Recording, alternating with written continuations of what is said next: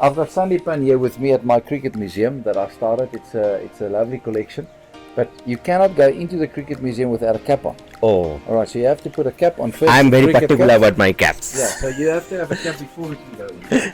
When you are in Centurion for cricket, you definitely have to visit this place. Of course, owned by Fanie de Villiers, who doesn't need any introduction at all. First of all, thank you for this morning cricket chat with us. We are building up for the India South Africa much awaited test series, but we'll talk about that. But before that, I mean, I was just looking at your property, looking at your museum. You really live a very king size life. I mean, So we've got a few people staying on the property in the first place. Yeah. It makes it look better than it is. yeah, But it's a lot of debt that I still need to pay off. But I needed space. I grew up on a farm, and if you grow up on a farm, you're used to space. And many years back, when these areas opened up, I bought a bigger piece of land. yeah. Can't afford it today if you want to buy it, but and that opened up the size to build up a cricket room, a cricket museum. And I'm very interested in the old colonial days of cricket, Of course. because they created the game for all of us, and I think there needs to be a certain amount of appreciation for that. Absolutely. And I've got a lot of stuff back from England, where players played in England and left their blazers behind. I've got a cricket blazer on that side by Norman Ush, that was a fast bowler of South Africa in 1929. And I bought that blazer and brought it back to South Africa. So this was Arthur Lennox Ush, his blazer, the old Springbok blazer. And I brought that back, and a lot of guys left stuff there because they didn't get paid in those days, and they sold it. But you need to embrace the game of cricket. Absolutely. And I have embraced the game. I love the game, and hence the reason that I've got all of this. But you have left the game, but you are a keen follower of the game, and still I can say you are a student of the game. Absolutely, a purist, and I must say, enjoying Indian cricket so much more than ever before, because the guys are really competitive. The way you guys have evolved cricket, the IPL, that made obviously the money for the players so much more, is so much better. So it was wonderful to see that Indian cricket actually evolved the game more than anybody else. They embraced the game more than even England. And I'm proud of you guys for what you guys have done with cricket and the IPLs and the shorter version, the money-making versions of the game. So congratulations on that. This kind of thing, hopefully there's some of this in India. There is. Just wanted, since you have spoken about Indian cricket, and as a bowler, I'm sure you have enjoyed watching this present Indian bowling attack. When you guys started playing the World Cup and you had Shami and Shiraz and Bumrah bowling that perfect line, I phoned my wife. I said to her, my darling, for the first time India's got a team to really win the World Cup proper, and I'm talking about run away with it. And you did. It's a pity that the luck factor played a massive role later on against Australia, but the way those three fast bowlers bowled was just spectacular. I mean, in the World Cup, we were bowling wides from the off side to the leg side. You guys bowled that line outside off stump, and you're hearing that. I'm not saying line and length. I'm talking about the line.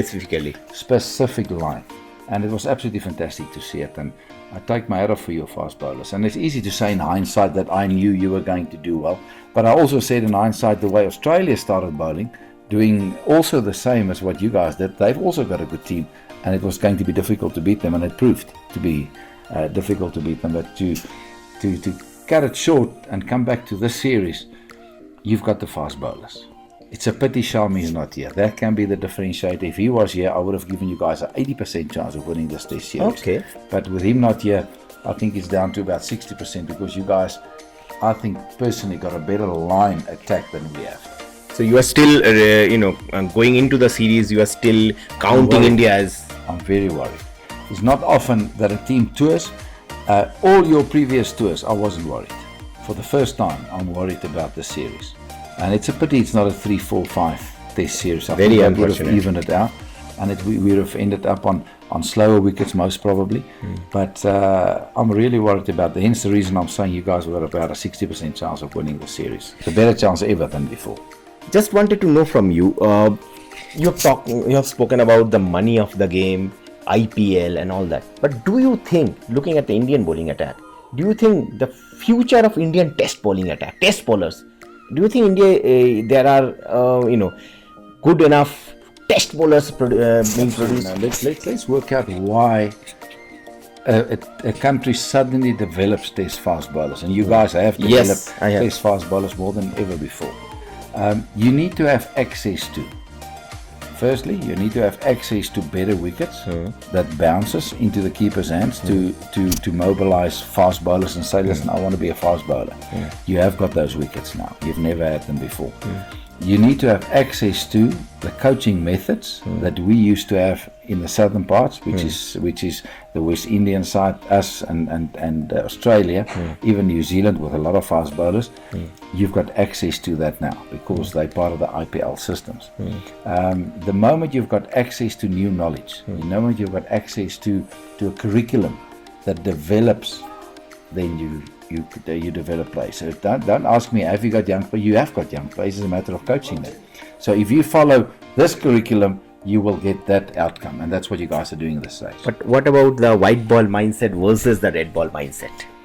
That's relative. I'm more worried about the red ball mindset that's getting weaker and weaker and weaker. Exactly my point.